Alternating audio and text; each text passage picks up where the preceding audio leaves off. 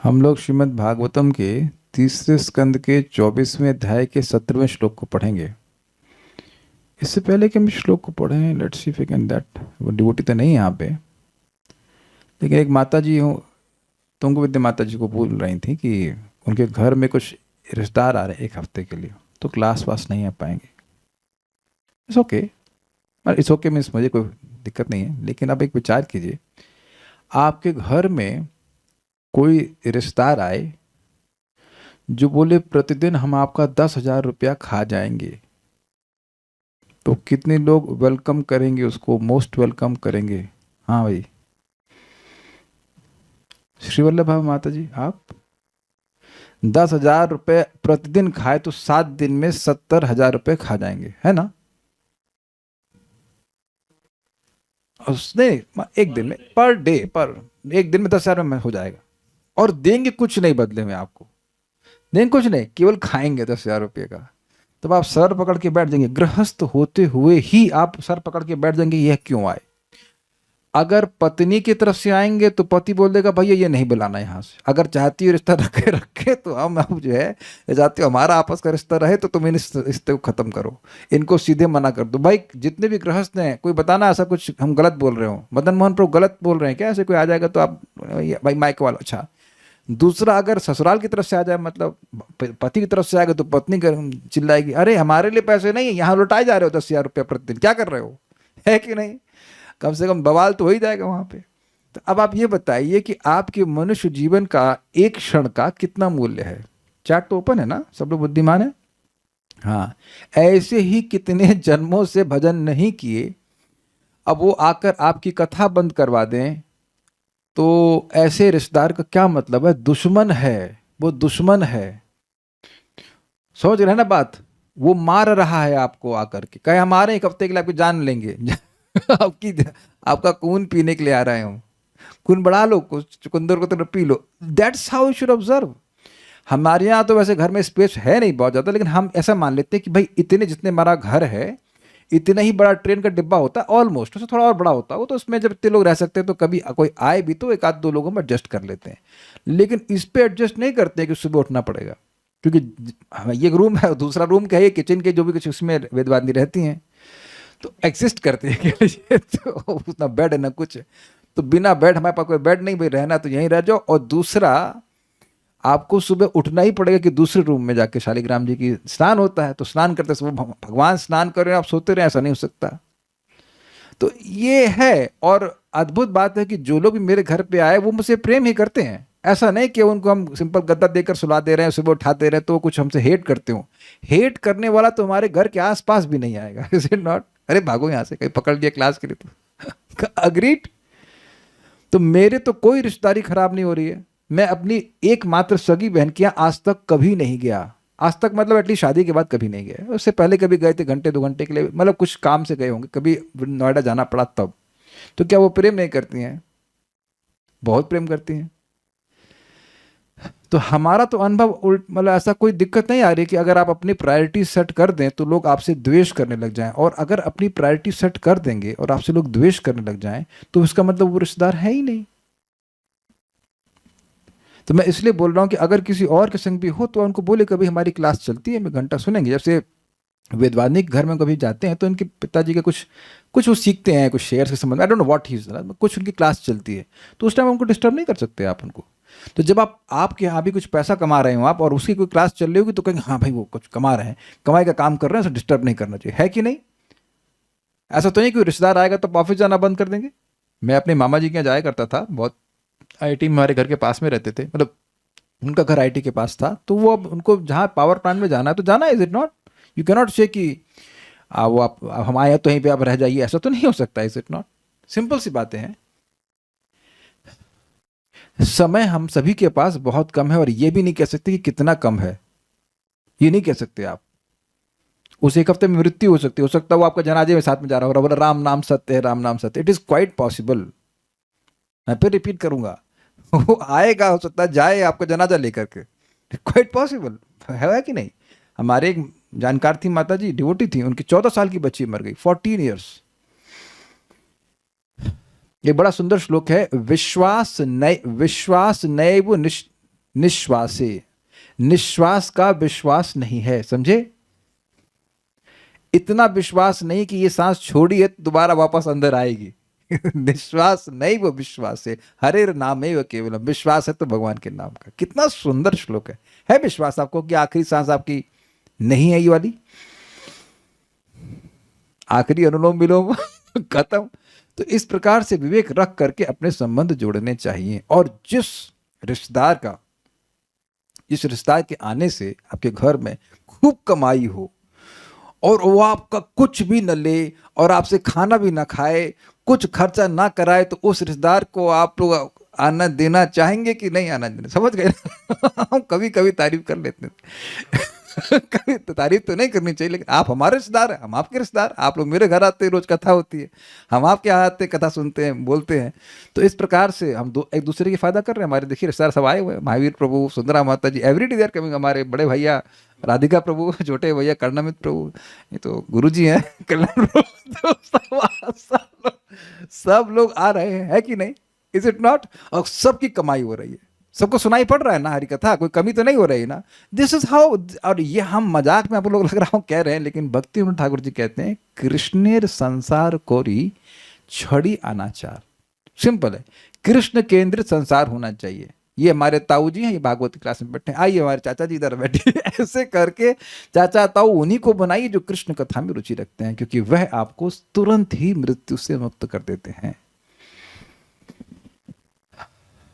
It can be your तिरुभाव day, not death day when we are in association of devotee. तिरुभाव समझते हैं? तिरुभाव के बाद भगवान की प्राप्ति हो जाती है।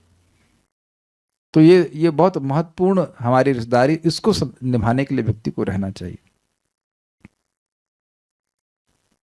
ओके, तो चलिए अब हम आगे पढ़ते हैं। भगवान भी यहाँ रिश्तेदारी में आ ही रहे हैं, भगवान बेटे बन रहे हैं कपिल मुनि के। और इस संबंध में भगवान कपिल देव के संबंध में मुनि कर्दम को ब्रह्मा जी कह रहे थे 16वें श्लोक में, वेदाहमाद्यम पुरुषम अवतीर्णम स्वमायया भूतानाम शेवधिम देहम बिभ्राणम कपिलम मुने। मुने मतलब हे कर्दम मुनि, वेदाहम मैं जान रहा हूं, बाकी लोग ना जाने, हम जान रहे हैं। कौन? क्या क्या जान रहे हैं आप? आद्यम पुरुषम, आदि पुरुष जो प्रकृति के कारण है, वो आदि पुरुष भगवान नारायण स्व माया अवतीर्णम, अपनी माया के द्वारा अवतीर्ण हुए हैं। और भगवान कैसे हैं? भूतानाम शेवधिम, वह सभी जीवों की सारी इच्छाओं को पूर्ण करने वाले हैं। और कपिलम देहम बिभ्राणम, कपिल देह को स्वीकार किए, अर्थात कपिल ऋषि के रूप में वह प्रकट तो नहीं है, अभी पुत्र बनेंगे, अवतीर्ण हुए हैं और मतलब अब तुम्हारे पुत्र बनेंगे, पुत्र भाव में प्रकट होंगे। अब ये जो श्लोक हैं 17, 18 और 19 तो यहाँ पे नहीं, 17, 18, 19 ये माता देवहूति को कहेंगे। तो कल थोड़ा सा मैं गलत तो नहीं बोल रहा था, बीच में गलती कर दिया था कि देवहूति को बोल रहे हैं, वो नहीं। पिछला वाला श्लोक कर्दम ऋषि को बोल रहे हैं, ये वाला श्लोक अब माता देवहूति को बोल रहे हैं। तो मेरे पीछे बोलिए। ज्ञान विज्ञान, एक बात हाँ और रह गई, देखिए, अवतार नाही कोहे आमी अवतार। मैं अवतार कभी नहीं कहता कि मैं अवतार हूं। जो कहे कि मैं अवतार हूं वह झूठा है, वो नहीं कहते। अवतार नाही कहे आमी अवतार, ये चैतन्य महाप्रभु का शब्द है। भगवान स्वयं कह रहे हैं कि उनके कोई भी अवतार ये नहीं कहते हैं कि वह अवतार है। कभी आपने सुना है किसी किसी दुकान में लिखा रहता है बस यही असली दुकान है, और जो कह दे कि ये वो है हमारे नाम से तो वो नकली है। जैसे कौन सा एक यहाँ पे एक ढाबा है, हम गए तो नहीं लेकिन नाम सुना, क्या कौन सा, हरिओम ढाबा। तो यही हरिओम ढाबा है, हमारी और कोई शाखा नहीं है, ऐसा लिखते हैं, देखा आपने? तो और कोई शाखा वाला क्लेम करे कि हम वहां से संबंधित हैं तो वो झूठ बोल रहा है। तो अगर भगवान कहें कि हमारी शाखाएं तो खैर हैं, लेकिन कोई भी अवतार अगर कहे कि भगवान चैतन्य महाप्रभु कह रहे हैं अवतार कहे नाही कहे आमी अवतार, भगवान चैतन्य महाप्रभु अवतार ही हैं, श्री कृष्ण हैं, सभी अवतारों के स्रोत हैं। तो वो ये कह रहे हैं कि अगर कोई भी अवतार, कोई भी मेरी शाखा ऐसा कहती है कि वो मेरी शाखा है, तो वह मेरी शाखा नहीं है, समझे? अवतार नाही कोहे आमी अवतार। तो प्रश्न होगा कि फिर अवतार को पहचानेंगे कैसे?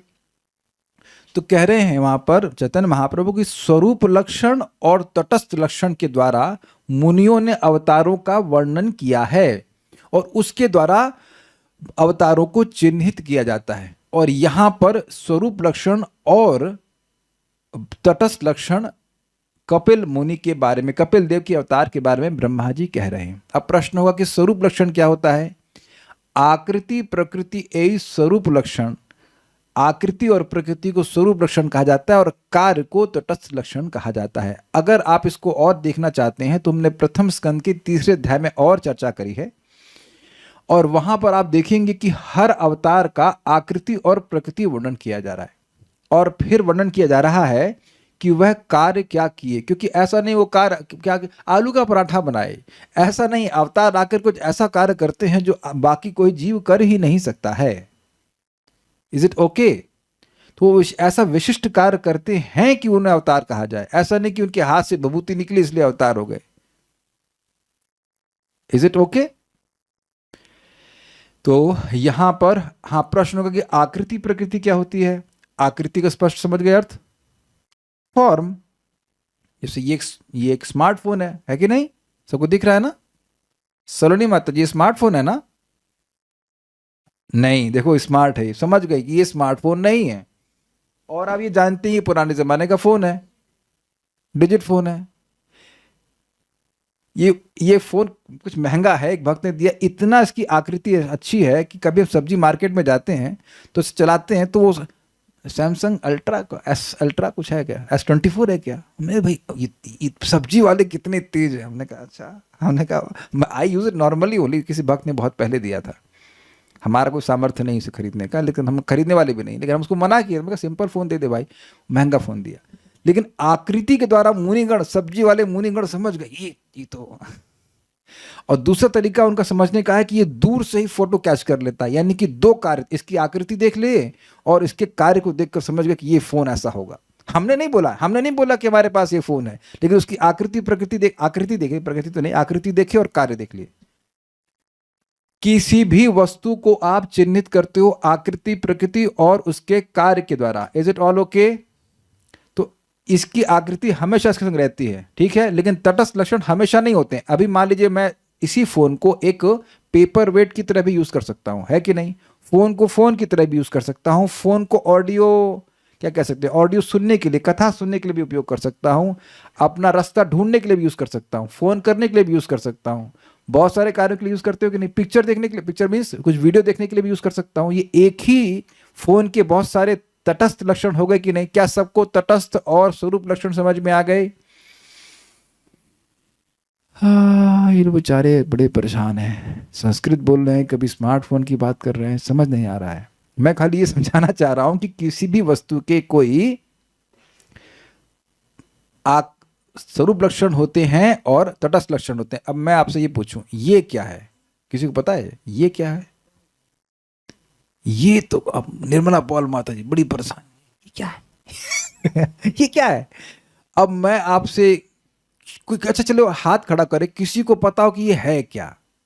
ऐसे ही प्रभु जी दे दे, कुछ काम की चीज नहीं, ऐसे ही बस रख दे, पता रख दे। तुंगविद्या माता जी कह रही रिमोट, वेल नॉट रॉन्ग, ऐसा ही एक मेरे पास रिमोट था भी, किसी चीज का था, भूल रहा हूं मैं, लेकिन था एकदम सेम ऐसा ही रिमोट था। Very good. सो देखिए, मैं जानबूझ के एक्सपेरिमेंट करा रहा हूं ताकि आप आकृति से गेस कीजिए। एसी का होगा मे बी, नहीं एसी का नहीं है।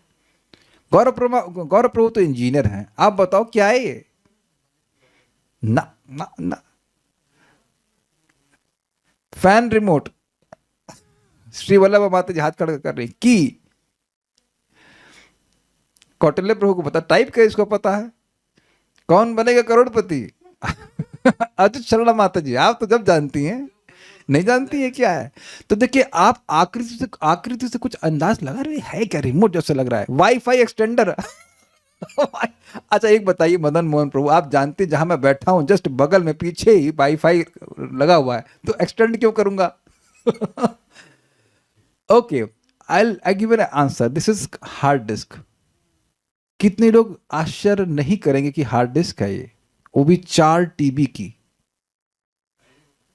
प्राइस तो कुछ भी हो, लेकिन है ये हार्ड डिस्क। तो आप देख रहे हैं कि केवल आकृति से आप नहीं जान लेंगे कि वो वस्तु क्या है। आप लोग देखिए बार बार, अब देखो एक इंटरेस्टिंग बात, आकृति देख करके आप इसके तटस्थ लक्षण का भी अनुमान कर रहे थे कि ये एक रिमोट है, और जबकि रिमोट जैसा ही लग रहा है, रिमोट है और ये रिमोट मतलब एसी का रिमोट होगा। अब देखिए उसमें भी अलग अलग कार्य हो गए, एसी का रिमोट अलग कार्य करता है, फैन का रिमोट अलग कार्य करता है, उसमें अलग अलग फंक्शंस होते हैं कि नहीं। मैं इस तरह से समझाने का प्रयास कर रहा हूं कि किसी भी वस्तु का ऐसे कोई कॉम्प्लिकेटेड बात नहीं, अभी आपने खुद ही निर्णय कर लिया ये क्या है। इसका निर्णय करने के लिए आप इसकी आकृति, प्रकृति और इसके कार्यों पे विचार कर रहे थे कि नहीं। अच्छा, प्रकृति क्या थी इसकी? रिमोट की प्रकृति और हार्ड डिस्क की प्रकृति एक ही होती है, they are not made in the same way, agreed. तो उम्मीद है कि बात समझ में आ गई होगी कि आकृति प्रकृति हो गए स्वरूप लक्षण जो हमेशा उसके साथ रहते हैं, और तटस्थ लक्षण मतलब वो क्या कार्य करता है। तो यह श्लोक यही वर्णन करेगा कि भगवान की आकृति क्या है, प्रकृति का वर्णन हो गया, भगवान दिव्य हैं, पिछले श्लोक में वर्णन किए थे कि भगवान दिव्य हैं, भगवान आदि हैं, भगवान अपनी माया से प्रकट हुए, ये सब बातें बता रहे थे। बेसिकली भगवान ट्रांसेंडेंटल हैं, इसे बता दिया, उनकी प्रकृति चिन्मय। और यहां बताएंगे आकृति और उनके तटस्थ लक्षण अर्थात कार्य। मैं समझ रहा हूं कि अब सब लोग समझ गए होंगे। हम आगे अब इसको पढ़ते हैं। ज्ञान विज्ञान योगेना कर्मणाम उद्धरन् जटाः। ज्ञान विज्ञान योगेन कर्मणाम उद्धरन् जटाः। हिरण्यकेशः पद्माक्षः पद्ममुद्रा पदाम्बुजः। हिरण्यकेशः पद्माक्षः पद्ममुद्रा पदाम्बुजः। ज्ञान विज्ञान योगेन कर्मणाम उद्धरन् जटाः। ज्ञान विज्ञान योगेन कर्मणाम उद्धरन् जटाः। हिरण्यकेशः पद्माक्षः पद्ममुद्रा पदाम्बुजः। हिरण्यकेशः पद्माक्षः पद्ममुद्रा पदाम्बुजः। ज्ञान विज्ञान योगेन कर्मणाम उद्धरन् जटाः। ज्ञान विज्ञान योगेन कर्मणाम उद्धरन् जटाः। हिरण्यकेशः पद्माक्षः पद्ममुद्रा पदाम्बुजः। हिरण्यकेशः पद्माक्षः पद्ममुद्रा पदाम्बुजः। ज्ञान विज्ञान योगेन कर्मणाम उद्धरन् जटाः। ज्ञान विज्ञान योगेन कर्मणाम उद्धरन् जटाः। हिरण्यकेशः पद्माक्षः पद्ममुद्रा पदाम्बुजः। हिरण्यकेशः पद्माक्षः पद्ममुद्रा पदाम्बुजः। एक आपने चीज नोटिस करी कि ये वस्तु जो कि प्राकृत है और आपके सामने है, इसके बारे में आप में से जो 100 102 लोग बैठे हैं, कोई भी उत्तर ठीक से नहीं दे पाया। एक भी उत्तर मेरे पास जो था वो सही नहीं आया, जबकि वो आपके सामने है। तो जो अब फिर मैंने आपको बताया तो सही सही ज्ञान हुआ, कितने टीबी का है, क्या क्या, वो भी मैं सुन के ही देखा हूँ, मैं भी समझाऊँ उस तरह से। तो भगवान के बारे में जो अप्राकृत वस्तु हैं, बिना सुने और पर्याप्त मात्रा में सुने बिना आप समझ लेंगे। और आप समझ, अब अभी बता रहा हूँ आपको, इन्हीं अवतार के बारे में बता रहा हूं। आपने सुना सगर महाराज के 60,000 पुत्र थे, पता है आपको? आगे आएगी कथा। कपिल मुनि अपने आश्रम में ध्यान कर रहे थे, तो वो घोड़ा था जो अश्वमेध यज्ञ उनके सगर महाराज ने किया था, तो घोड़ा जाकर के कपिल मुनि के आश्रम में रह गया। तो 60,000 जो पुत्र थे उनको ड्यूटी दी गई थी कि आप घोड़े को ढूंढिए। तो घोड़ा देखे कपिल मुनि के आश्रम में और तुरंत उनका अपमान करना शुरू किया, और उससे वे भस्म हो गए। अब समझ में आया? कपिल मुनि का आश्रम इस तरफ है, जहां तक मैं समझ रहा हूं, गंगा जी की तरफ, बंगाल में कहीं पे है, गंगा सागर में है। तो अब ये सगर, जो सगर के पुत्र थे, राजा सगर के 60,000 पुत्र थे, तो उनको सेवा दी गई अश्वमेध यज्ञ का जो घोड़ा खो गया था उसको ढूंढने के लिए, और वो पहुंचे कपिल मुनि के आश्रम में। अब क्योंकि कपिल मुनि के बारे में नहीं जानते थे, तो बोले अच्छा, वो ध्यान कर रहे थे, तो अब उनको भगवान के अवतार के रूप में ना जानने के कारण उन्होंने कहा अच्छा, हमारा घोड़ा चुरा लिया और यहाँ बैठ के ध्यान करने का नाटक कर रहा है। और भी कुछ बोला होगा, हमको याद नहीं है, लेकिन भागवत में उनका अपमान, भागवत में लिखा है कि उन्होंने क्या अपमान किया। और कपिल मुनि कुछ नहीं बोले, लेकिन महान भगवान का अपमान करने के कारण वो जल गए, भस्म हो गए। इसलिए भगवान के प्रति अपराध बंद होगा ही नहीं जब तक श्रीमद् भागवतम का व्यक्ति श्रवण नहीं करेगा, क्योंकि प्रॉपर अंडरस्टैंडिंग है ही नहीं भगवान कौन है कि नहीं? Is it not? ये बात है। फिर से बोलिए, ज्ञान विज्ञान योगेन कर्मणाम उद्धरन् जटाः, ज्ञान विज्ञान योगेन कर्मणाम उद्धरन् जटाः, हिरण्यकेशः पद्माक्षः पद्ममुद्रा पदाम्बुजः, हिरण्यकेशः पद्माक्षः पद्ममुद्रा पदाम्बुजः। सुनहले बाल, आकृति, जो जो सिम्टम बताए जाएंगे उनको आप डिवाइड करते चलना। स्वरूप लक्षण, स्वरूप खुद के रूप वाले लक्षण यानी आकृति प्रकृति, या फिर तटस्थ। चलिए कल्याणपुर माइक ऑन कीजिए, मैं आपसे पूछता चलूंगा। सुनहले बाल कौन सा लक्षण है ये? स्वरूप लक्षण। क्यों? फिजिकल अपीयरेंस, आकृति, ठीक है। कमल की पंखुड़ियों जैसे नेत्र, क्या है ये? स्वरूप लक्षण। तथा कमल के पुष्प से अंकित कमल के समान चरणों वाले कपिल मुनि, क्या है ये? उनके चरण कमल हैं और उस पे कमल का निशान है, ये बोला। क्लियर हो गया? इजी, कोई मुश्किल नहीं है।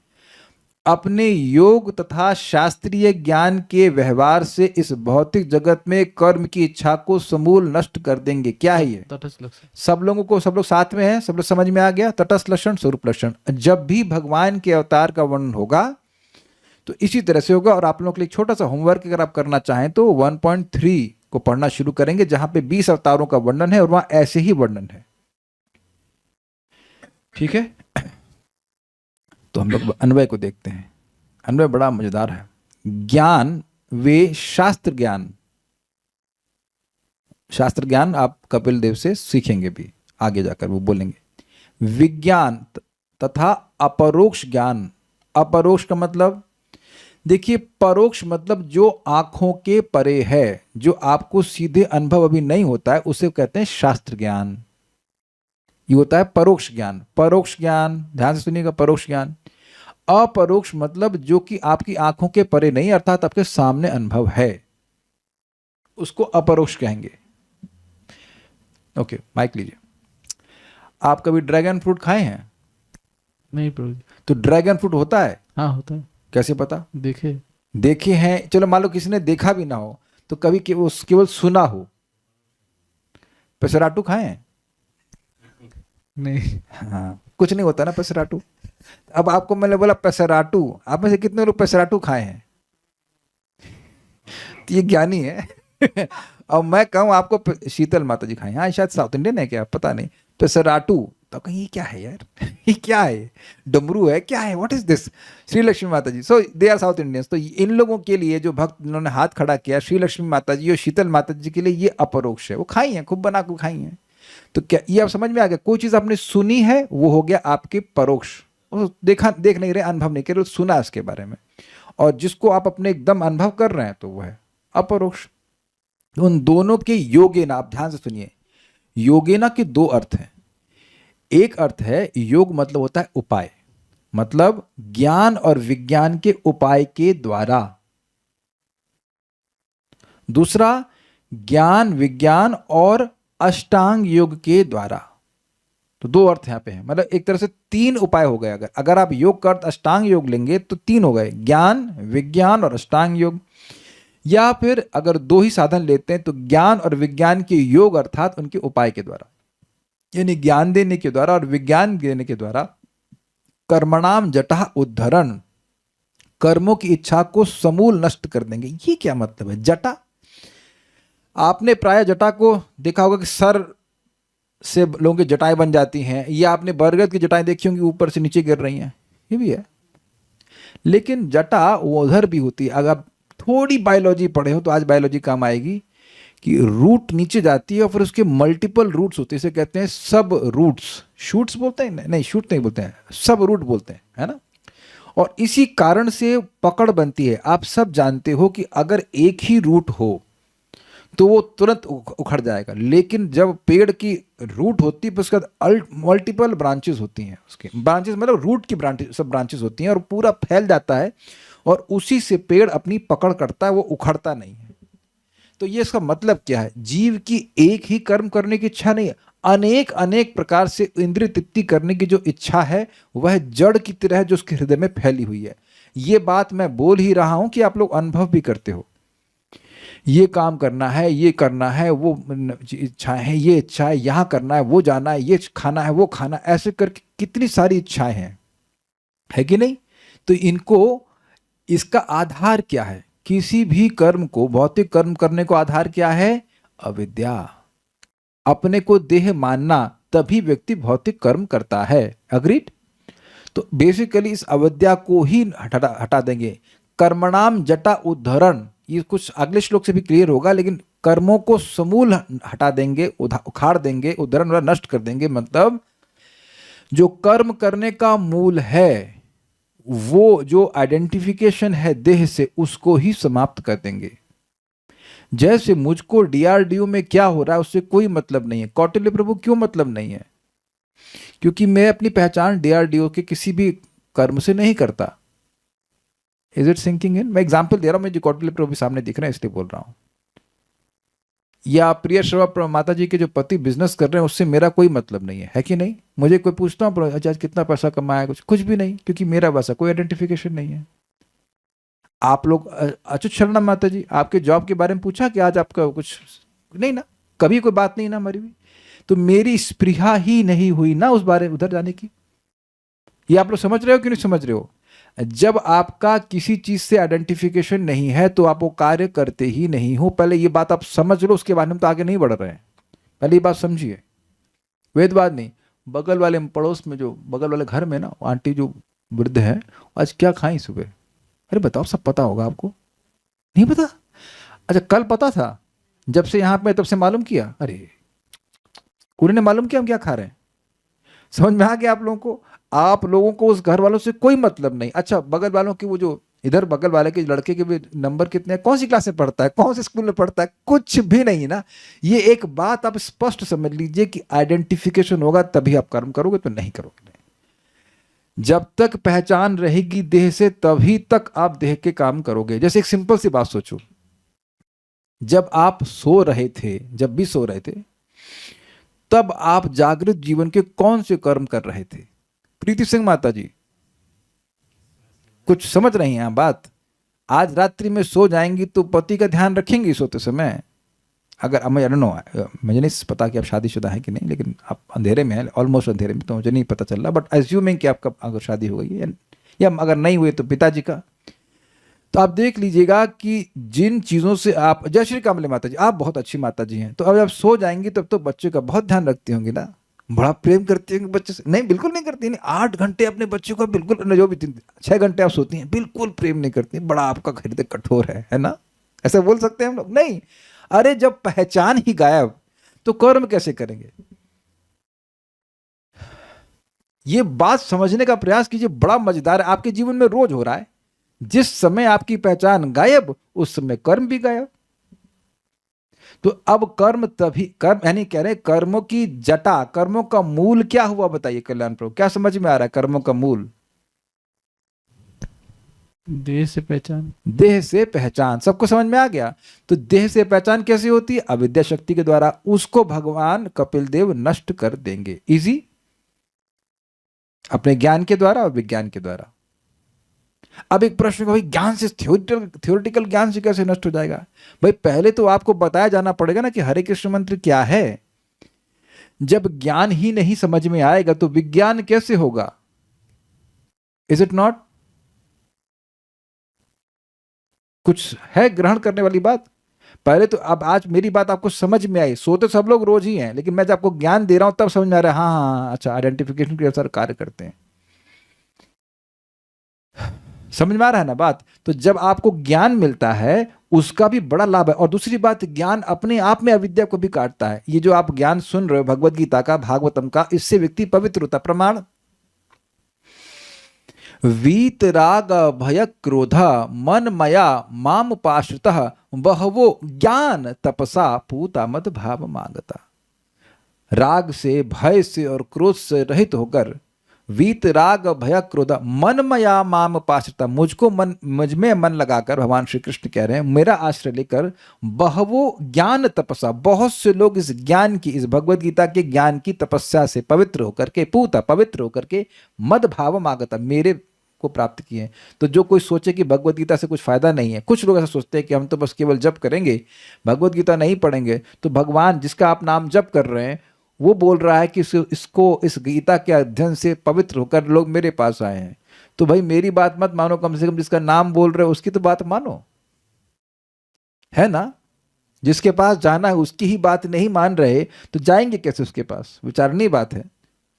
तो ऐसा नहीं सोचना चाहिए कि यह थ्योरेटिकल ज्ञान है। श्रीमद् भागवतम भी ज्ञान जैसा लगता है भी और लगता भी है, लेकिन यह विज्ञान देने का सामर्थ्य रखता भी है और करता भी है। क्या प्रमाण है? सुनने की इच्छा होने मात्र से भगवान हृदय में आ जाते हैं। तो जो कोई व्यक्ति हृदय में आएगा उसका अनुभव नहीं होगा। मैं विरोध की प्रतीक्षा कर रहा हूं। अब मुझे कोई अनुभव नहीं हो रहा, कल्याण प्रभु यहां पे हैं। कल्याण प्रभु आपको भी अनुभव हो रहा है कि मैं यहां पे नहीं हूं? हाँ कह रहे हैं आप तो मजाक कर रहे हो मेरे से, है कि नहीं? जब कोई होगा तो उसका अनुभव नहीं होगा। श्री वल्लभा माता जी, अभी तक देखनी, अभी तक मन कहां था आपका? आपके घर में आपके पति हैं कि नहीं है? हैं। जब हैं तो अनुभव है कि हैं, और अगर नहीं है तो फिर अनुभव नहीं होगा। रामकृष्ण प्रभु को बुलाइए, पीछे बैठे होंगे राम, देख तो वो कहेंगे अरे अरे तो है ही नहीं, रामकृष्ण प्रभु है ही नहीं तो कहां से अनुभव होगा। और ग्रेट, अभी देखो मैंने क्लास की शुरुआत में बोला था ना कि वो माता जी घबरा रही कि उनके रिश्तेदार आएंगे तो एक हफ्ता बहुत खराब अनुभव होगा, हमको भक्ति नहीं करने को मिलेगी। जो आदमी होगा, जो व्यक्ति होगा, उसको अनुभव नहीं होगा भैया। तो देखने में लग रहा है कि भागवत का ज्ञान सुन रहे हैं, लेकिन ये ज्ञान आपको विज्ञान देने का सामर्थ्य रखता है, क्योंकि सुनने की इच्छा से होते ही कृत भी शुश्रुभ भी तत्क्षणात्, जैसे ही आप इसको सुनने की इच्छा रखते हो, ज्ञान सुना जाता है कि नहीं, तुरंत भगवान आ जाते हैं, तो अनुभव भी होता है। क्या मैं सब कुछ लॉजिकली समझा पा रहा हूं? ऐसा नहीं सोचना चाहिए कि ज्ञान से विज्ञान नहीं होता। ज्ञान ही आधार है विज्ञान का, बिना ज्ञान के विज्ञान होगा ही नहीं। कल्याण प्रभु मन में कुछ डाउट आ रहा है, बोलिए। अरे बोल दीजिए, अरे अब आपको बुलाया इसलिए आता है कि कुछ डाउट प्रस्तुत करें, बोलिए। हाँ कल्याण होगा से हमारा, बोलिए। हाँ प्रभु जी आपने तत्क्षणात का थोड़ा एक्सप्लेन कीजिए। तत्क्षणात को आप एक्सप्लेन कर लीजिए, क्या है मतलब तत्क्षणात का मतलब, बोलिए। सुनने की इच्छा मात्र से भगवान के हृदय में अनुभव होने की बात कहा गई उस श्लोक में, तो वो वाला थोड़ा सुनने की इच्छा होने से क्या होता है? भगवान हृदय में आ जाते हैं। तो जब कोई व्यक्ति आप जिससे आप यहाँ, जैसे ही आप मेरे घर में आते हो तो हमें अनुभव हो जाता है कि आप हैं या नहीं है। आपको नहीं होता कर्ण मित्रों? वेदवाद नहीं, आपको अनुभव नहीं होता? कोई घर में आता है तो आपको अनुभव नहीं होता है? हाँ हम सो रहे हो तो एक अलग बात है। जैसे मैं जब कर रहा था आंख बंद करके, और फिर मैंने आंख खोली तो कल्याण प्रभु आ गए। आप एक आध 2 सेकंड पहले ही आ गए थे, लेकिन मैं आंख खोला तब ओह कल्याण प्रभु। आज बहुत अच्छा आपने प्रश्न कर दिया, मजा आ गया। देखा, आज तो ये पहले ही गए थे, लेकिन जब मैं आंख खोला तो देखा तो प्रभु जी तो यहाँ पे हैं। यही तो आंख खुलवाने की प्रोसीजर तो है भक्ति। जिस दिन भागवत सुनने की इच्छा हुई थी आपकी, उसी दिन भगवान आ गए थे। वो तो बस अब आंख खुलने की बात है कि धीरे धीरे आपको ओ भगवान तो आ गए हैं। तत्क्षणात मतलब उसी क्षण आ जाते हैं भगवान। हृदय में इतना अंधकार है कि व्यक्ति समझ नहीं पाता कि आ गए हैं, लेकिन आज तुरंत ही गए। समझ में आ रहा है? अच्छा ये बताइए, समय मन की स्थिति कैसी है? माइक पे बोलिए। चलो अब हम लोग पॉलिटिक्स डिस्कस करते हैं। नहीं। तो अब ये दिख रहा है ना कि मन में कुछ शांति है। शांति तभी आती है ना जब भगवान हो घर हृदय में, या माया रहती तब शांति रहती। भाई कौन व्यक्ति बोलेगा कि माया आने पे मन में शांति रहती है? मैं इतना समय इसी बात पे लगा रहा हूं कि ज्ञान के द्वारा कैसे विज्ञान होता है, कैसे भगवान ने ज्ञान देकर, जो आगे आप सुनेंगे, भागवत का ज्ञान देकर, भक्ति का ज्ञान देकर, कैसे विज्ञान और साथ साथ उस पर आधारित विज्ञान देकर कर्मों की इच्छा को समूल नष्ट कर देते हैं। ये मैंने समझाने का प्रयास किया। आप लोगों को उम्मीद है कि बात समझ में आ रही होगी। भगवत ज्ञान सूखा ज्ञान नहीं है। भगवत ज्ञान विज्ञान से समन्वित है। यद विज्ञान समन्वितम सरहस्यम च अंगम च गृहाण गदितम मया। यही दूसरे स्कंद में बोला ना भगवान ने, मैं तुम क्या बोल रहा हूं, ज्ञानम तेहम स विज्ञानम यद, ज्ञानम तेहम स विज्ञानम यद, क्या श्लोक है, किसी को याद आ रहा है, यद विज्ञान समन्वितम, भूल गया एकदम श्लोक, कि मैं तुमको ज्ञान दे रहा हूं,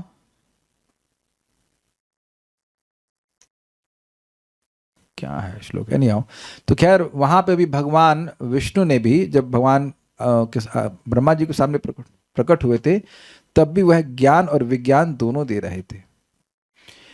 अच्छा, ये हो गया इनका तटस्थ लक्षण। फिर कह रहे हैं हिरण्य केशा, उनके सुनहरे बाल, हिरण्य मतलब होता है गोल्डन और केशा मतलब बाल।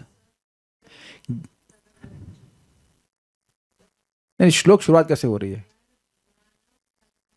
हाँ, ज्ञानम परम गुह्यम ते यद विज्ञान समन्वितम, ज्ञानम परम गुह्यम में यद विज्ञान समन्वितम स रहस्यम तदंगम च गृहाण गदितम मया, मैं तुमको वह ज्ञान दे रहा हूं जो विज्ञान से युक्त है, मतलब ऐसा ज्ञान जिसका ज्ञान होने से विज्ञान भी होने लग जाएगा, ये बात बोल रहे हैं। इसी तरह से भगवान कपिल देव ने भी ज्ञान दिया। ठीक है, हिरण्यकेश मतलब उनके सुनहरे बाल हैं, पद्माक्ष कमल के समान विशाल नेत्र हैं, और पद्म अंबुजा उनके चरण कमल पद्म मुद्रा कमल के चिन्ह से अंकित है। इसको समझिए, साउथ इंडिया में जब दीक्षा होती थी श्री वैष्णव संप्रदाय में, तो मुद्रा एक प्रकार स्टैंप होता है, उससे वह शंख चक्र गदा अंकित करते हैं। तो ऑब्वियसली भगवान का नेचुरल था, किसी ने ठप्पा नहीं लगाया, तो भगवान के पांव में अपने आप ही, क्षमा कीजिएगा, भगवान के चरण कमल में कमल का चिन्ह है, यह कहते हैं। आप लोग बाद में क्लास के बाद चेक करना कि कहीं किसी के चरण कमल में चरणों में कोई चिन्ह है प्रॉपर, कभी किसी महान भक्त के हो भी सकता है, बट नॉर्मली नहीं होता है ऐसा। तो स्पष्ट है, श्लोक को तो समझाने की जरूरत ज्यादा नहीं है। ज्ञान विज्ञान योग्य ना, ज्ञान और विज्ञान के उपाय के द्वारा कर्मों की जो इच्छा है, भोगने की इच्छा, उसको समूल नष्ट कर देंगे। हिरण्य केश पद्माक्ष, और वह सुनहले बालों वाले होंगे बिना डाई के। आजकल लोग अच्छा अब समझ में आया, मुझे लगता है नोएडा दिल्ली में जो माताएं वो जरूर भागवत पढ़ रही होंगी, इसीलिए बीच बीच में थोड़ा थोड़ा बाल को कुछ क्या कहते हैं उसको ब्लीच करके कुछ करके हाईलाइट कर लेती हैं कि ये देखो हम लोग भगवान से ही प्रेरणा लिए हैं, गोल्डन बाल कर लेते हैं, समथिंग ऑफ दैट सॉर्ट। महाराज इस पे बोलते हैं कि अमेरिका में ऐसे बहुत से लोग हैं जिनको क्या कहते हैं ब्लॉन्ड बोलते हैं, उनके बाल जो है वो पूरे गोल्डन कलर के होते हैं। तो ऐसे भगवान के हिरण्यकेश बाल थे। पद्माक्ष, उनकी आंखें कमल जैसी हैं। पद्म मुद्रा, पद्म की कमल के चिन्ह से उनके चरण कमल अंकित हैं। तो श्लोक समझ में आ गया होगा। ये श्रीधरी, ये 3 श्लोकों से देवहूति को कहे हैं, मतलब भगवान ने बोला है, ब्रह्मा जी ने बोला देवहूति को। शास्त्र जन्य ज्ञान, ज्ञान शब्द से अभिहित किया गया है, मतलब जो ज्ञान शब्द है उसका अर्थ है शास्त्रोक्त ज्ञान। भगवान भी जब किसी का ज्ञान नष्ट करते हैं तो शास्त्र से बोलते हैं। इसी बात को 13वें अध्याय भगवद गीता में भगवान कहते हैं कि मैं तो कह ही रहा हूं, और इसको ब्रह्म सूत्र पतश्चैवा हेतुवद्भिर विनिश्चिते, ब्रह्म सूत्र में इसको बिल्कुल अच्छे से समझाया गया है। सो यू सी कितना अमेजिंग है कि भगवान कृष्ण शास्त्र छोड़ के नहीं बोल रहे हैं, और दुनिया में सो कॉल्ड गुरु घंटाल शास्त्र छोड़ करके बोल रहे हैं। किसी को भी अधिकार नहीं है कि शास्त्र को छोड़ करके वह कुछ बोले। नो वन, मतलब जब भगवान बोल रहे हैं शास्त्र के अनुसार चलना चाहिए, तो किसी की दम ही नहीं कि शास्त्र के बाहर जरा सा भी 1 सेकंड बाहर बोल दे। और कोई कहे कि हम शास्त्र से बंद कर नहीं बोल रहे हैं, तो वो आपको बंधन में डालने का कार्य बोल रहा है। शास्त्र से बंद कर नहीं बोल रहा है तो बंधन में ही डालेगा। शास्त्र से ही बोलना चाहिए, ये बात बोल रहा है।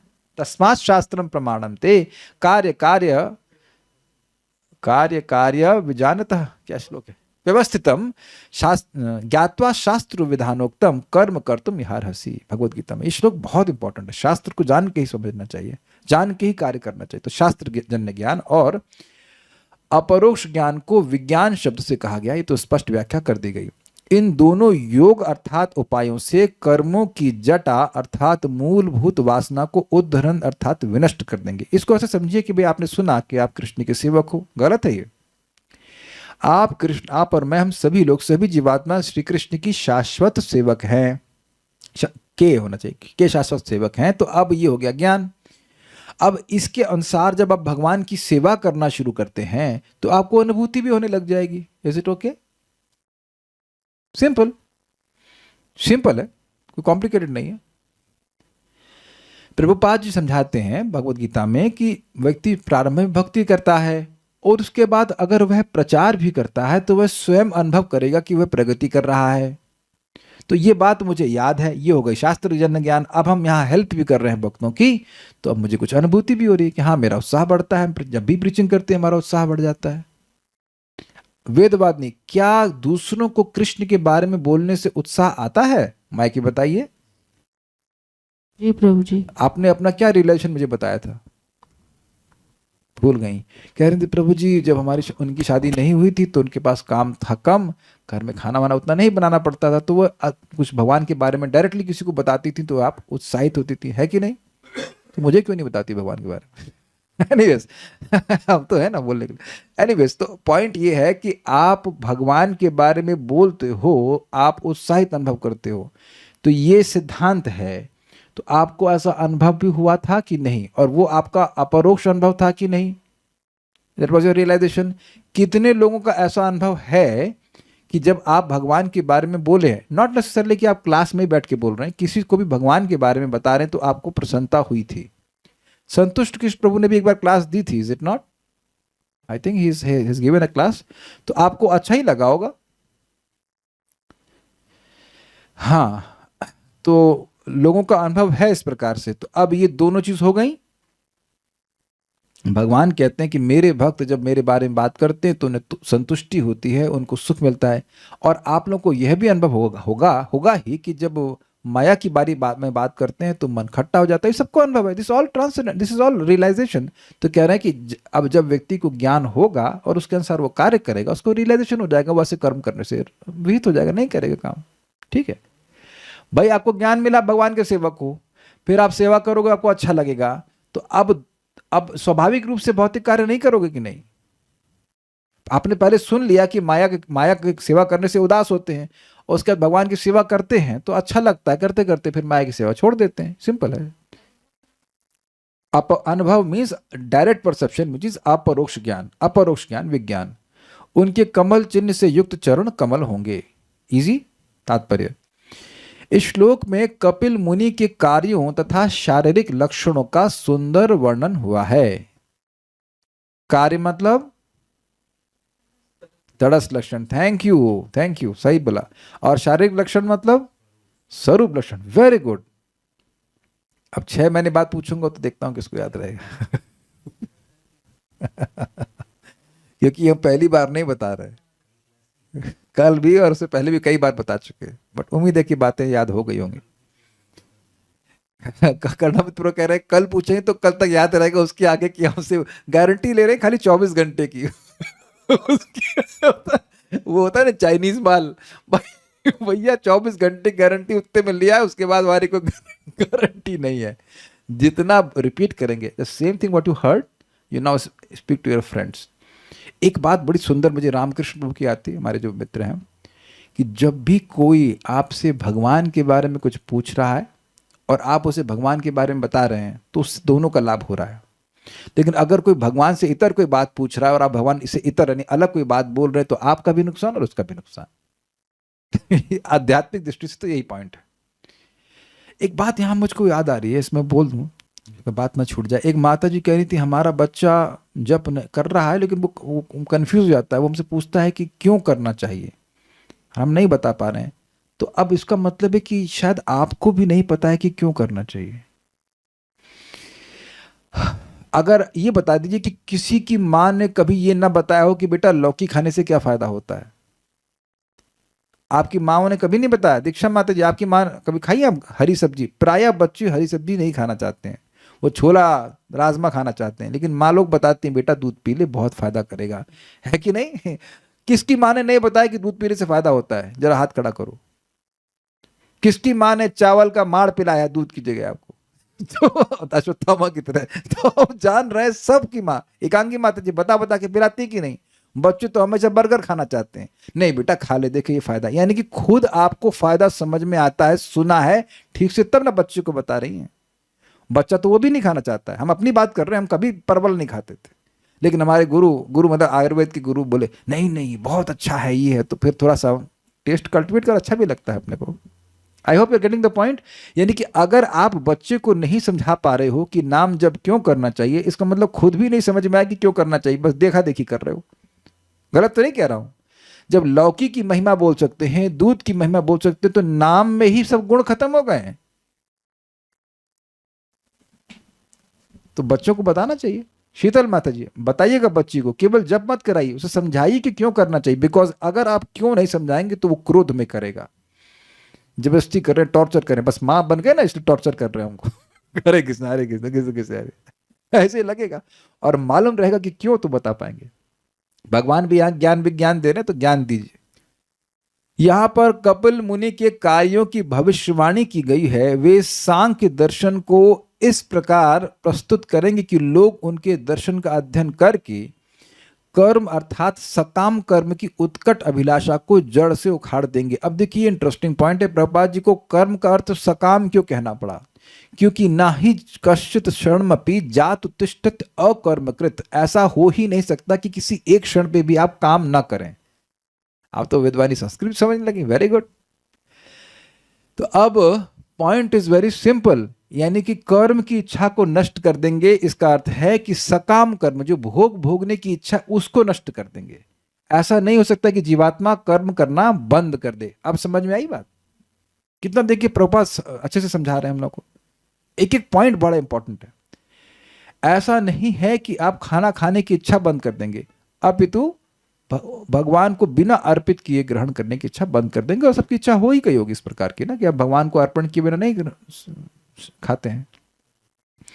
इस भौतिक जगत में प्रत्येक व्यक्ति अपने श्रम के फल को प्राप्त करने में लगा हुआ है। मैंने बनाया है तो मैं खाऊंगा, है ना? क्या गलती है इसमें? बेटा तो सामान तो तुम नहीं लाए हो ना, स्पॉन्सर को तो देना पड़ेगा ना पहले। स्पॉन्सर तो भगवान है ना, लौकी तुरई सो कुछ भी, वो सब तो भगवान की है। पहले जो वो तुमको दिए उनको समर्पित करो, फिर खाओ, फिर कोई दिक्कत नहीं है। और वो खा खा कर सब वैसे ही रख देंगे और तुमको कुछ भी कमी नहीं करेंगे। ऐसा नहीं कि 4 रोटी दोगे तो 1 रोटी कम कर देंगे।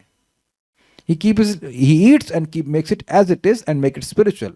तुम्हारा नुकसान क्या है? हाँ, तब तो कोई दिक्कत नहीं है, करेगा व्यक्ति। मनुष्य अपने श्रम के फल को प्राप्त करके सुखी रहने का प्रयत्न करता है, किंतु वस्तुतः वह अधिकाधिक उलझता जाता है। जैसे दलदल से व्यक्ति जितना बाहर निकलने का प्रयास करता है खुद से, वह उतना और अंदर धंसता जाता है। Have you seen this? You know, not seen but at least जानते होंगे, ये बात पता है। दलदल में फंस गए तो जितना हिलेंगे उतना और धंसेंगे। और इसीलिए पुकारा जाता है कि बाहर किसी व्यक्ति को हमारी सहायता करो, कोई रस्सी फेंको, उसको पकड़ के हम बाहर निकालेंगे। उसी प्रकार से जितना व्यक्ति जगत में कर्म करेगा उतना वो फंसेगा, लेकिन वही कर्म अगर भगवान के लिए करेगा तो फिर वह मुक्त हो जाएगा। उम्मीद है कि बात समझ में आ गई। जब तक पूर्ण ज्ञान या भक्ति योग प्राप्त नहीं कर लिया जाता, तब तक इस बंधन से वह छूट नहीं पाता। केवल विचार शक्ति या कल्पना के द्वारा जो लोग बंधन से छूटने का प्रयत्न करते हैं, वे भी भरसक प्रयास कर रहे होते हैं, किंतु वैदिक धर्म शास्त्रों से पता चलता है कि जिसने कृष्ण भावनामृत में भक्ति प्रिय सेवा अंगीकार कर ली है, वह कर्म की अभिलाषा को सरलता से उच्छेदित कर देता है। ये समझे बात? कुछ लोग मन में सोचते रहते हैं सोहम सोहम सोहम सोहम, या मैं ब्रह्मास्मि, अहम ब्रह्मास्मि, अहम ब्रह्मास्मि, ऐसे मंत्र बोलते रहते हैं। इससे कोई व्यक्ति कर्म बंधन से मुक्त नहीं हो जाता है। लेकिन भगवान के भक्त बिल्कुल सिंपल बात समझते हैं कि स्वे स्वे कर्मण्य अभिरतः संसिद्धिम लभते नरः। भगवद गीता में भगवान कहते हैं 18वें अध्याय में, अपने अपने कर्मों को अच्छे से करते हुए लेकिन भगवान को समर्पित करते हुए व्यक्ति सिद्धि अर्थात हृदय के शुद्धिकरण को प्राप्त कर लेता है। अर्जुन भागने का प्रयास कर रहे थे युद्ध से, लेकिन भगवान ने युद्ध करवाया, लेकिन उनकी प्रीति व्यवहार के लिए। भगवान की प्रीति हो इसलिए वह करे, तो मुक्त हो गए। सरल सरल था। सरल क्यों? क्योंकि जो काम आपको करना आता है वही करना होता है भक्ति में। अनलेस कोई व्यक्ति कसाई है, तो कसाई तो नहीं है यहाँ पे, लेकिन ये चीज बार बार मैं रिपीट कर रहा हूं, भक्ति इसलिए इजी है क्योंकि आप जो कर रहे थे उसी को भगवान को कनेक्ट करना है। भोजन कर ही रहे थे, पका ही रहे थे, बस भगवान को अर्पण करना है। इसको हल्के में मत दीजिएगा। किसी चीज से जुड़ने से हमेशा हल्का प्रभाव नहीं आता है।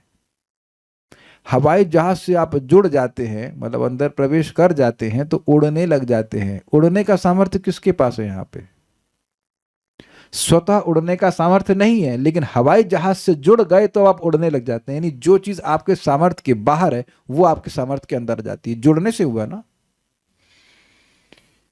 और जुड़ने का भी तरीका है, हवाई जहाज के ऊपर तो नहीं बैठ जाओगे जैसे कि मोटरसाइकिल पे बैठते हो, है ना। आप ये मोटरसाइकिल एग्जाम्पल दीजिए, मोटरसाइकिल पे बैठ जाते हैं तो जहां आप पहुंचते आधे घंटे में वहां 5 मिनट में पहुंच जाते हैं।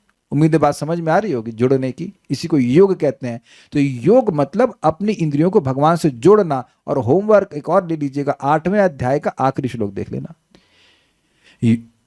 वेदेषु यज्ञेषु तपःसु चैव दानेषु यत् पुण्य फलम प्रतिष्ठम अत्येति तत्सर्वमिदं विदित्वा योगी परम स्थानमुपेति चाद्यम। वेद पढ़ने से, यज्ञ करने से, तपस्या करने से, दान करने से जो कोई भी पुण्य मिलता है वह एक योगी को, जो अपनी इंद्रियों को भगवान की सेवा में लगा रहा है, वह उसको प्राप्त हो जाता है। समझ में आ गया? जैसे भी आप इंद्रिय लगाइए, भगवान का प्रसाद पाइए, नामोच्चारण कीजिए, जीभ लगा रहे कि नहीं लगा रहे, भगवान के बारे में सुनिए, पुण्य श्रवण कीर्तना, भगवान को प्रणाम कीजिए। जो भी भक्ति कर रहे हैं उस वो इंद्रियों से की जा रही है ना, तो इंद्रियों का संपर्क भगवान से हो गया, ये हो गया भक्ति योग। इजी है। इंद्रियों का संपर्क आप जब भगवान की सेवा में करते हो, भगवान की सेवा में इंद्रियों को लगाते हो, तो इंद्रियों का संपर्क भगवान से हुआ कि नहीं, योग हुआ कि नहीं। इसमें सारा सारा जगत की जितने भी पुण्य कर्म है वो सबका लाभ मिल जाता है। तो मैं ये कहना चाहता हूं कि जो कार्य हम कर रहे हैं इंद्रियों से, उन्हीं को भगवान से जोड़ना सिखाया जाता है भक्ति योग में। इसलिए आसान है, ये बात प्रभुपाद कह रहे हैं। कर्म करने को इसे रोकने के लिए नहीं कह रहे हैं, लेकिन कर्म को भगवान की सेवा में नियोजित करना सिखाया जाता है। इसलिए आसानी से व्यक्ति सकाम कर्म से रहित हो जाता है। समझ गए? कपिल मुनि द्वारा इस कार्य हेतु सांख्य दर्शन का प्रसार होगा। यहां पर उनके शारीरिक लक्षणों का भी वर्णन हुआ है। ये भी जरूरी है कि कपिल नाम से एक आगे भी व्यक्ति आएंगे, इनके भगवान के बाद आए, हम लोग के तो पहले ही आए, जो नास्तिक दर्शन का व्याख्या करे। उसमें जब भगवान नहीं है तो भगवान की सेवा कैसे होगी? इसलिए ब्रह्मा जी को बताना जरूरी पड़ा कि इनके सुनहले बाल हैं। तो दूसरे वाले कपिल के सुनहले बाल हैं क्या? क्या वो देवती के पुत्र हैं क्या? चेक कर लीजिए। तो अच्छा, उनसे नहीं सुनना, ये असली ढाबा नहीं है, हम यहां नहीं खाएंगे। समझ गए ना इसका मतलब? ज्ञान सामान्य शोधकार का द्योतक नहीं है। ज्ञान पीएचडी का विषय नहीं होता जो हर बार चेंज किया जाए। Then it is not knowledge. Do you agree? जैसे मैं कहूं कि ये हार्ड डिस्क है, एक मिनट नहीं, फिर करना मित्र होंगे, नहीं हार्ड डिस्क नहीं है, ये पेपर वेट है। फिर कल्याण प्रभु आएंगे पीएचडी करने के लिए, नहीं नहीं ये पेपर वेट नहीं है, ये तो चक्कू है। तो इसका मतलब है कि तीनों को नहीं पता कि है क्या। समझ गए? ज्ञान मतलब ठीक ठीक पता होना चाहिए कि ये है क्या। बताइए, चक्कू पे भी रिसर्च हुई है। शीतल माता जी, आपके यहाँ रिसर्च हुई है चक्कू के ऊपर? ये चक्कू क्या होता है, लौकी क्या होती है? तो ये स्थापित है कि लौकी क्या होती है। और किसकी पीएचडी की थीसिस से ये निर्णय हुआ है कि लौकी क्या होती है? किसी को पीएचडी करने की जरूरत नहीं, ज्ञान परंपरा में आया है। मूंग की दाल क्या होती है, ये आयुर्वेद से आया है। Do you agree? नहीं अग्री कर रहे होंगे, लेकिन मूंग की दाल का वर्णन आयुर्वेद में है। अरहर का है, मसूर का है, सब है। आप थोड़ा बहुत उस दिन आयुर्वेद पढ़ रहे थे तो सब है ना उसमें वर्णन। मुगदर कहा जाता है मूंग दाल को, मुगदल है, मुगदर बोलते क्या बोलता है, मुदगर, सॉरी मैं गलत बोल गया। मुदगर तो वो पहलवान करने वाला होता है। मुदगल है, मुदगल करना मित्र हुई बोल रहे हैं, तो एकदम स्थापित है। मुगदगल वही बन गया मूंग दाल।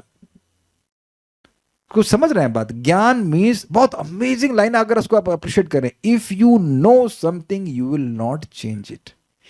कुछ ग्रहण कर रहे हैं इसको, अगर कोई व्यक्ति जानता है, किसी को जानता है, नॉलेज है, तो वह चेंज नहीं करेगा. If he knows he will not change, and if he is changing he does not no.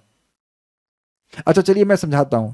कभी ऐसा हुआ है कि एग्जाम लिख रहे हैं और उत्तर ठीक से नहीं पता है, तो पहले उत्तर लिख दिए, फिर ना ना ना गलत है, काट दिए, फिर नया उत्तर लिखे? हुआ कि नहीं कभी? इसका मतलब है कि ठीक ठीक आपको उत्तर नहीं पता था, तभी चेंज किए कि नहीं. अब तो स्थापित हो गया कि अगर कोई व्यक्ति नहीं जान रहा है तो वो चेंज करेगा. तो जिस भी नॉलेज में चेंज है वह ज्ञान नहीं है. Very beautiful line. इसीलिए प्रभुपाद कह रहे हैं ज्ञान सामान्य शोध कार्य का द्योतक नहीं है. जो पीएचडी कर रहे हैं वह ज्ञान में नहीं है. और ये एक अद्भुत बात है कि आजकल लोग साइंटिस्ट का विश्वास करते हैं कि ये लोग बड़े ज्ञानी हैं. वो एकव ज्ञानी नहीं है, क्योंकि उन्हें कुछ भी ज्ञान नहीं है, क्योंकि वो अपनी चीजें चेंज करते रहते हैं. जिसने भी फिजिक्स पढ़ी वो जानते हैं कितनी कितनी थ्योरी चेंज हो गई हैं. डाल्टन एटॉमिक थ्योरी, उसके बाद हाइजेनबर्ग्स अनसर्टेनिटी प्रिंसिपल, बेचारा अनसर्टेन है और उसको प्रिंसिपल बोल रहे हैं. दिस इज ऑल बकवास. लेकिन भगवान जो सूर्यदेव को ज्ञान दी वही ज्ञान अर्जुन को दे रहे हैं और वही आपको मिल रहा है. बहुत अच्छी बात है. एक बहुत अच्छी बात आपको कहूंगा. प्रपात कहते हैं कि जिस वैद्य को ये ज्ञान होता है कि इस बीमारी का इलाज क्या है, वह दवा चेंज नहीं करता. भगवान चैतन्य महाप्रभु को, आचार्यों को पता है कि हरे कृष्ण मंत्र के द्वारा ही जीवों का सहज मुक्ति हो जाती, जीवों की सहज मुक्ति होती, इसलिए उन्हें एक अक्षर भी चेंज नहीं किया. हरे कृष्णा कृष्ण कृष्ण हरे हरे, हरे राम राम राम हरे हरे. और आप भी अगर किसी को मंत्र देंगे महावीर प्रभु, तो मान लीजिए कि आप दीक्षा गुरु हैं, तो आप कितना मंत्र के कितने अक्षर देंगे? 32 अक्षर देंगे ना. एक भी 31.5 भी नहीं करने वाले. राम में हलंत लगाएंगे? नहीं, हलंत भी नहीं लगाएंगे. पूरा राम राम भी नहीं, हलंत भी नहीं लगाएंगे, एक अक्षर भी नहीं छोड़ेंगे, आधा भी नहीं छोड़ेंगे, क्योंकि पता है कि पूरा 32 अक्षरों से युक्त ये महामंत्र, ये राधा कृष्ण पदम लभित, राधा कृष्ण के स्थान को प्राप्त कराने वाला, इसे कहते हैं ज्ञान. करना मित्रों ज्ञान है ये. You are not going to change the mantra, that is called gyan. और जिस बेवकूफ को ज्ञान नहीं हुआ वह मंत्र को चेंज कर देगा. जब हरे whatever something they don't know. ज्ञान तो शिष्य परंपरा से, गुरु के माध्यम से प्राप्त होने वाले शास्त्रीय ज्ञान का द्योतक है, बिकॉज वो चेंज नहीं किया जाता है. इस आधुनिक युग में कल्पना एवं आडंबर द्वारा शोध कार्य करने की प्रवृत्ति चल पड़ी है. मतलब ज्ञान है नहीं, लेकिन कह रहे हम पीएचडी कर रहे हैं, हम रिसर्च कर रहे हैं. किंतु जो व्यक्ति कल्पना करता है वह यह भूल जाता है कि वह स्वयं प्रकृति के 4 अवगुणों से अधीन है. वह त्रुटि करता है, उसकी इंद्रियां अपूर्ण हैं, उसे मोह हो सकता है और वह ठगता है. जब तक किसी को शिष्य परंपरा से पूर्ण ज्ञान प्राप्त नहीं होता, तब तक वह अपने गढ़े हुए कोरे सिद्धांत प्रस्तुत करता रहता है. अतः वह लोगों को ठग रहा होता है और खुद भी ठगा गया होता है. इसलिए जब भी कहीं भी कुछ सुने तो ये निर्णय कर लीजिए कि क्या ये शिष्य परंपरा में प्राप्त हुआ है. अग्रीड. ज्ञान का अर्थ है शिष्य परंपरा से प्राप्त ज्ञान, और विज्ञान का अर्थ है ऐसे ज्ञान का व्यवहारिक संप्रयोग, मीन्स रियलाइजेशन. ठीक है. कपिल मुनि का सांख्य दर्शन ज्ञान तथा विज्ञान पर आधारित है. ऐसा नहीं है जैसे मान लीजिए कि कोई सांख्य में कहे भगवान नहीं है ये कहां से ज्ञान आया? भगवान को ही गायब कर दिए तो व्यर्थ ज्ञान हुआ. ये तो शास्त्र परंपरा से, शिष्य परंपरा से नहीं आया है.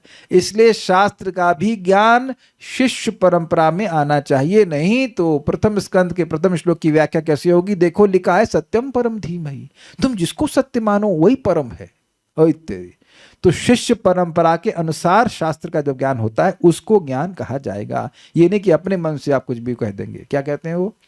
सर्वस्व चाहम हृदय सन्निविष्टु. सबके हृदय में चाय की इच्छा है. सर्वस्व चायम हृदय सन्निविष्टु. हेलो. और लोग स्वीकार भी कर लेते सबके हृदय में चाय की इच्छा है. गौराम प्रभु बता रहे थे एक व्यक्ति था, वो आसाम के राजा को गीता पढ़ा रहा था. तो आसाम में तो चाय होती है, उसके बागान थे, उसको चाय पीना पसंद था. तो कह रहे सरकार बिल्कुल अच्छा है, देखिए गीता में लिखा है सर्वस्व चायम हृदय सन्निविष्टु, सबके हृदय में चाय पीने की इच्छा. सच में, और उसने स्वीकार भी कर लिया. ये कोई तरीका नहीं है. बोलिए, कुछ कह रहे थे. हरे कृष्ण प्रभु जी. अक्ष और अपरोक्ष में डिफरेंस क्या है? अक्ष नहीं, परोक्ष और अपरोक्ष. नहीं, अपरोक्ष और परोक्ष. परोक्ष मतलब जो आंखों के परे है, जैसे कृष्ण भगवान है तो ये शास्त्र ज्ञान है आपके लिए, लेकिन जब हम उसका भगवान की सेवा करने लगते हैं तो बस केवल शास्त्र ज्ञान नहीं है, आप भगवान के संपर्क में भी आ रहे हैं, भगवान की सेवा कर रहे हैं, और एक दिन रियलाइजेशन भी होगा कि कृष्ण भगवान कैसे हैं। जैसे कि ब्रह्मा जी को रियलाइजेशन हुआ ना, ब्रह्म विमोहन लीला में हुआ ना कि पहले तो कृष्ण हैं, लेकिन जब भगवान ने अपनी विभूति दिखाई 1 साल के बाद तो उनको रियलाइजेशन भी हो गया। भाई जैसे एक सिंपल सी बात देखो, हम सब ने सुना है कि नाम में टेस्ट होता है, गलत है? नहीं, सही है, एकदम सही है। अब वह दिव्य टेस्ट जब आप नाम जब करने लगते हैं तो आपको अनुभव होने लगता है, तो वो आपके लिए अपरोक्ष हुआ, आपके लिए अपरोक्ष नहीं, वो आपको अनुभव में आया कि नहीं आया? सिंपल। और कुछ? ज्ञान मीन्स परोक्ष और विज्ञान मीन्स अपरोक्ष, ठीक है? Okay, so will stop here. Shrimad Bhagavatam की जय, श्रील प्रभुपाद की जय, निताई गौर प्रेमानंदे। क्या वो मैंने वो बात बताई थी और छूट गई, क्या मैंने रिकॉर्ड नहीं किया? इससे पहले कि मैं छोड़ दूं आप लोग को, मैं एक बात बता देना चाहता हूं, कल काम आएगी, और आप लोग इस संबंध में रियलाइज्ड सोल हैं। मैंने शायद शुरुआत में बताया तो लोग नहीं सुन पाए होंगे, तो मैं बता दे रहा हूं। भागवतम में श्लोक आया था, शुश्रूषो श्रद्धानस्य वासुदेव कथा रुचि, ठीक है? शुश्रूषो मतलब जिसकी सुनने की इच्छा होती है, उसको कथा में रुचि होती है। जितने भी उपस्थित भक्त हैं, क्या ये तो आप श्लोक सुन रहे हो, ये अपने अनुभव से, आइए आपके अनुभव से मैच करता है कि आपकी यहाँ पे कथा सुनने की इच्छा होती है तो मजा आता है, स्वीकार्य है, ठीक है? भगवान की कथा में भगवान के गुणों का वर्णन होता है, यस, ठीक है? हरे कृष्ण मंत्र भगवान के गुणों का वर्णन है। कृष्ण मतलब सर्वाकर्षक कृष्ण, हरि मतलब सारे मंगल को हरने वाले, ये सब बातें समझ में आ रही हैं। तो कथा मतलब भगवान के गुणों का वर्णन, और नाम मतलब भगवान का गुणों का वर्णन। क्लियर? यानी अगर मैं यह कहूं कि हरि नाम जो आप बोल रहे हैं वह हरि कथा बोल रहे हैं, तो यह कोई गलत है कि सही है? सही है, ये सबको समझ में आ गया, ठीक है, वेरी गुड। अब आप ये बताओ, फिर श्लोक अप्लाई कीजिए। शुश्रूषो श्रद्धानस्य वासुदेव कथा रुचि, जिसकी कथा सुनने की इच्छा है उसको कथा में रुचि मिल जाती है। शुश्रूषो मतलब कथा सुनने की रुचि वाला, यानी कि जिसको कथा सुनने की इच्छा होगी उसे कथा में रुचि मिलेगी। यस, ये समझ में आ गया? और हरि कथा इज इक्वल्स टू हरि नाम, ये भी समझ में आ गया? हरि कथा में हरि के गुणों का वर्णन करते हैं, और हरि नाम मतलब भगवान के गुणों का वर्णन। तो कल आप जब जप करेंगे तो ये बात आप याद रखिएगा कि अगर आपकी नाम सुनने की इच्छा है, that is the only way you can taste the holy name.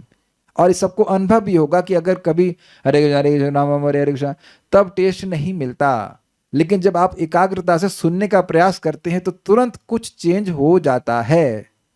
और इसके लिए एक बहुत बड़ा फैक्टर है स्लीप। अगर रात्रि में ठीक से नींद पूरी हो गई है तो आपको नींद नहीं आएगी और आपको सुनने में सुविधा होगी। यह भी अनुभव होगा कि जब नींद आती है तो क्लास में भी दिक्कत होती है सुनने में। तो ये बहुत, बाकी सारी बातें तो हैं, लेकिन ये बहुत क्रिटिकल फैक्टर है कि सफिशिएंट नींद लेकर के, मतलब ऐसा करिए कि जल्दी से ठीक से उठ भी पाए। ऐसा नहीं कि सफिशिएंट लेते लेते 8 बज गए, वो नहीं, लेकिन sleep sufficiently. I got this amazing secret yesterday कि सुनने की जिसकी इच्छा है उसको कथा में रुचि होगी, और कथा मतलब हरिनाम, हरिनाम मीन्स कथा, same, there is no difference. Same मैंने प्रमाणित करते, बिल्कुल मैथमेटिक्स की तरह। क्लियर हुआ कि नहीं? आप ट्राई करना।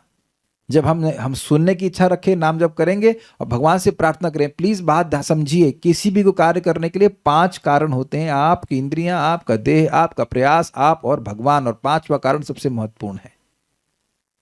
तो भगवान से प्रार्थना, जेन्युइनली प्रार्थना कि भगवान हमको शक्ति दीजिए, हम आपके नाम को सुन सकें। Because if you get taste for chanting, you will never leave Krishna consciousness, you will never leave, never ever leave. तो ये हम आपको सूत्र बता दें, कल आप उसको प्रयास कीजिएगा। बात समझ में आ गई होगी तो आप उसको ट्राई कीजिएगा, ठीक है? Okay, Hare Krishna, thank you.